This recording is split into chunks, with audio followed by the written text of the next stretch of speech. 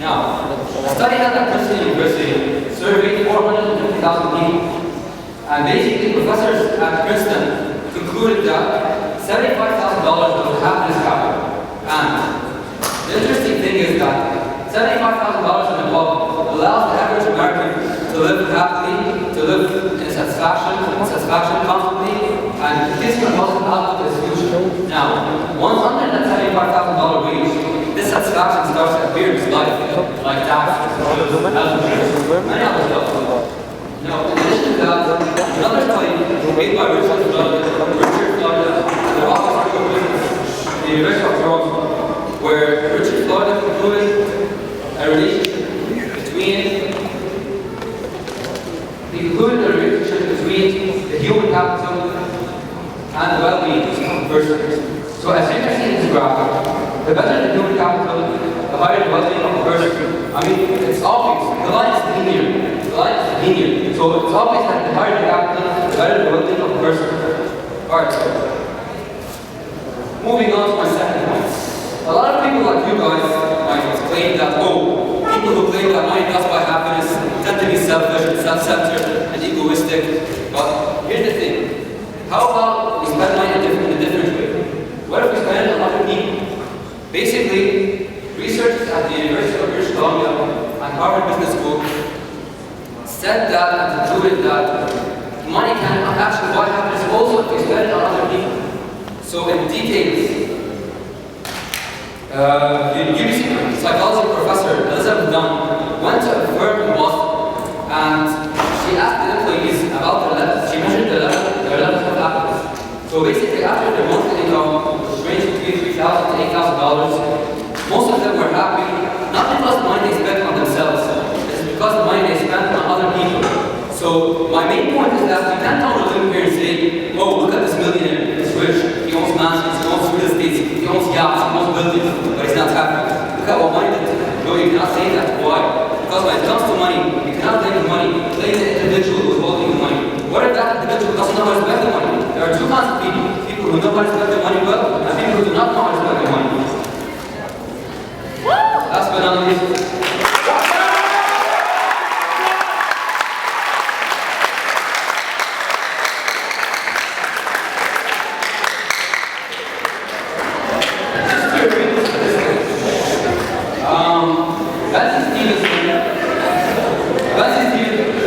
by the way, Khaled Ali mentioned that how many people are in this statistic? Well, Benson Stevenson is a worldwide professor at a worldwide university. And this university is ranked as the 12th in the world. So as you can see, the dark blue lines represent the people who are very happy. Right? Dark blue lines represent the people who are very happy. Light blue lines represent the people who are very happy. And the red lines represent the people who are happy at all. Let's start with people who earn less than $10,000 a year. As you can see, 100% of them weren't too happy. But of those 100% of people who aren't too happy, that's the decrease. It's not just about the number of people. So, do you think that this professor is going to cheat on us? Of course not. It's a worldwide statistic. Thank you.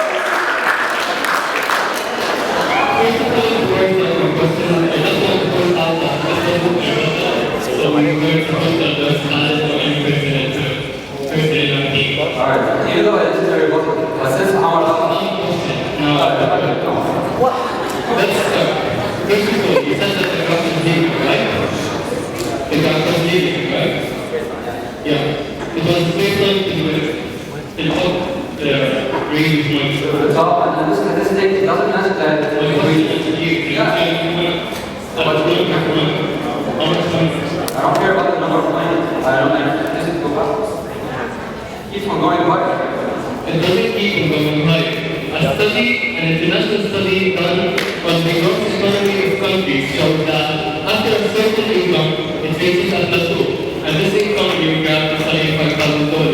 A plateau means that no matter how much more money you increase, the happiness will remain the same. Alright, so you do agree that the happiness will remain the same. So you do agree that this money of $75,000 a year does get you happy. Thank you.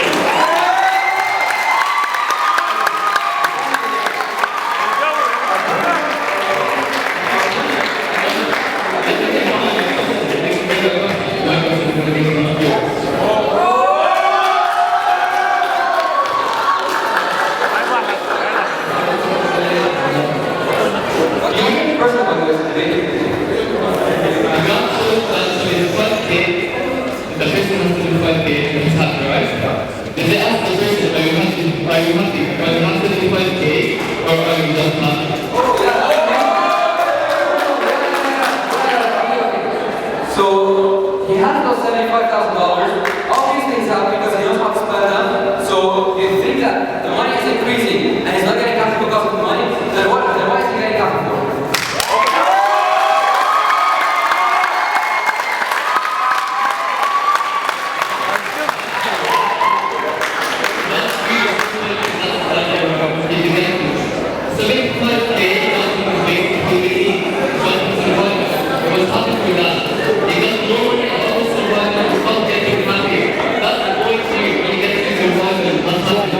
That's amazing that you mentioned this point because also in this statistic it concludes that after the weight goes below $75,000, what happens? The satisfaction starts appearing. So money does not exist.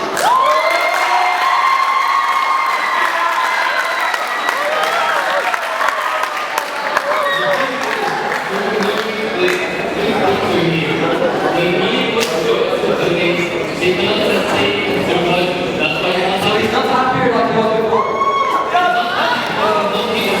Exactly, that's what I want you to read.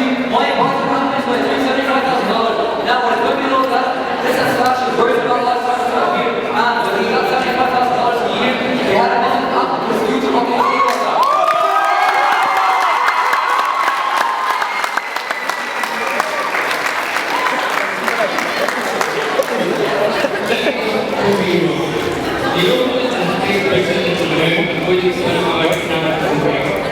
You don't know.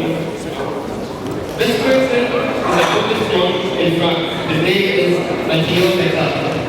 He has the largest training capacity of happiness ever recorded according to MRI scans. He's alone. The loans have alcohol. The loans have money. It's cool that you mentioned the fact because we're being too specific. Now, when we're in a debate, we want to generalize the audience. You can't just give a specific class and try to prove to them that because of this month was happy, all of us are months happy.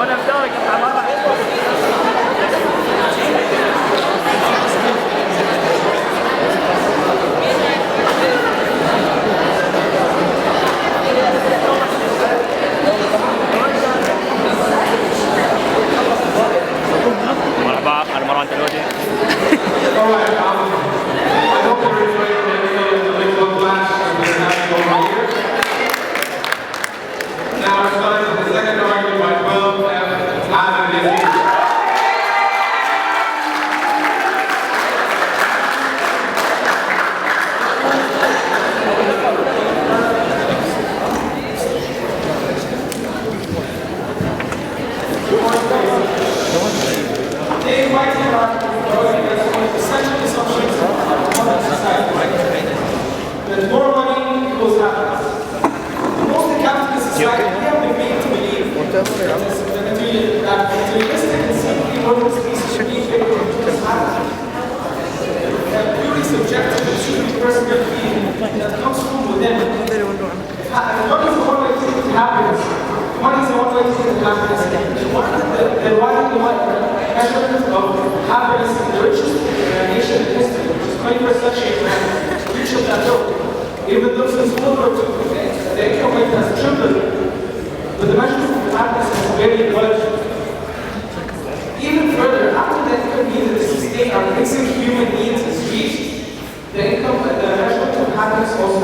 that's what experience. Instead, these statistics are completely contradictory to what we understand or else believe. Perhaps the reason for that is that one does not like happiness. As human beings,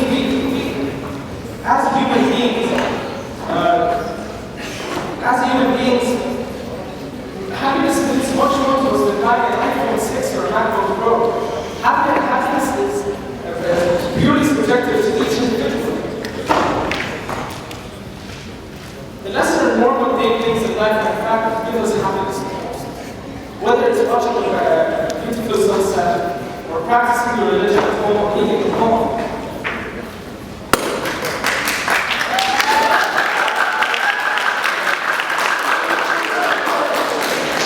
Experiences are rewarded by reward to us than any iPhone 6. Because when you look back at previous years, you get a nostalgia sense of money. You're nostalgic for that day. You hung out with your friends and watched that beautiful sunset. Not that day you watched your iPhone 6. Now, the psychology happens, there's more than psychology happens than what you're saying. You study with the University of Leeds actually states that the drivers of happiness due to the experience stretching hypothesis. What's the stranger things in life? The simple things in life don't produce joy. This applies to money because money allows us to experience the most luxurious and finest things in life. It does not allow us to be happy from simple things such as eating chocolate bar or watching that beautiful sunset.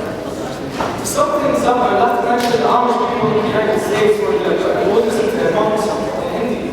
They have given up their money. They have given up their cars, the internet. They avoid going to malls and they barely have money in the bank accounts. Some don't even have bank accounts. Yet they are satisfied as members of the Forbes 400. Those are millionaires and millionaires we're talking about. In the end, I would like to conclude from a personal perspective. No one in a million years can put a price tag on the happiness that these guys, my friends, give me. Thank you.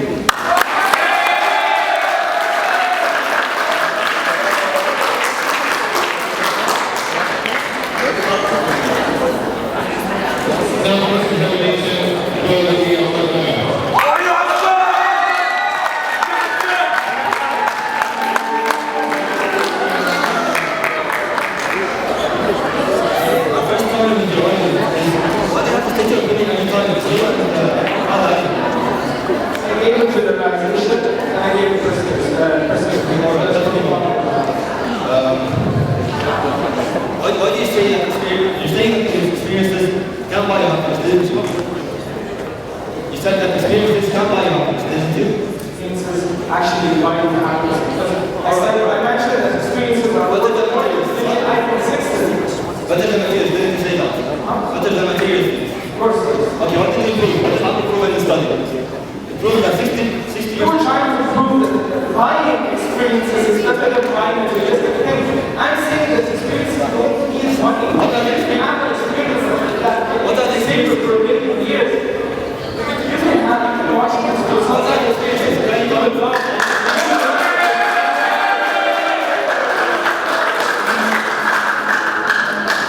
How many experiences can you experience without money? Can you compare them to the ones that you can experience with money? You can travel, you can go to many places.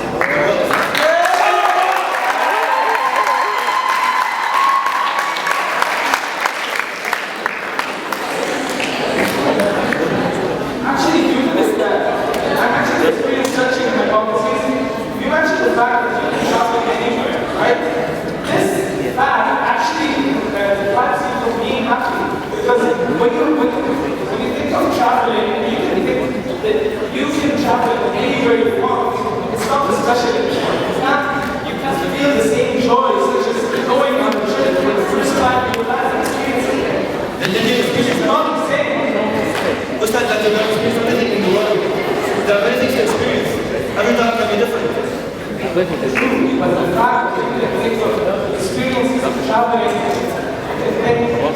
usually that's all of these is that this makes them even less special. So what, you gotta be happy that you can get anything you want. I said that through the experience stretching hypothesis. This would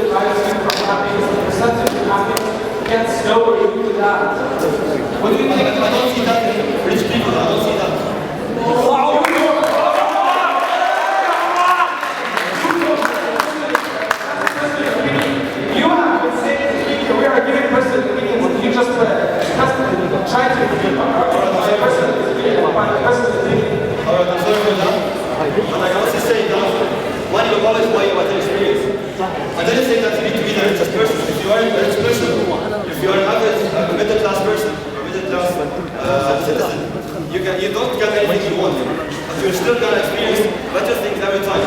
Since you're going to be spending money on those experiences. You can't get anything you want when you're with this person. Actually, when it's not,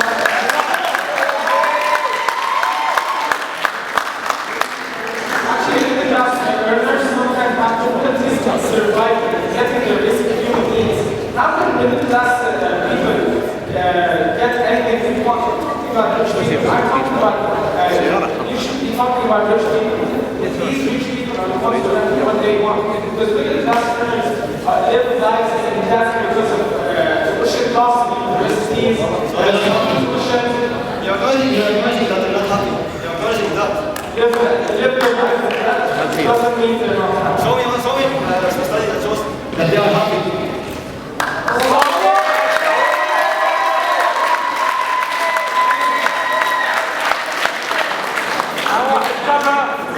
They have been trying to define happiness for years and years since Greek philosophy. You cannot measure happiness on statistics. I saw the one that measured yes, I'm saying that you cannot measure happiness by statistics either. You can have all the statistics you want, but happiness is too complex to be measured by numbers. Are you saying that? If you want to go into numbers, I said actually that even though but suicide rates have doubled, and suicide rates have quadrupled. Broken homes, basically broken homes because of divorce rates. There is no decent statistic that proves that even since World War II, America has been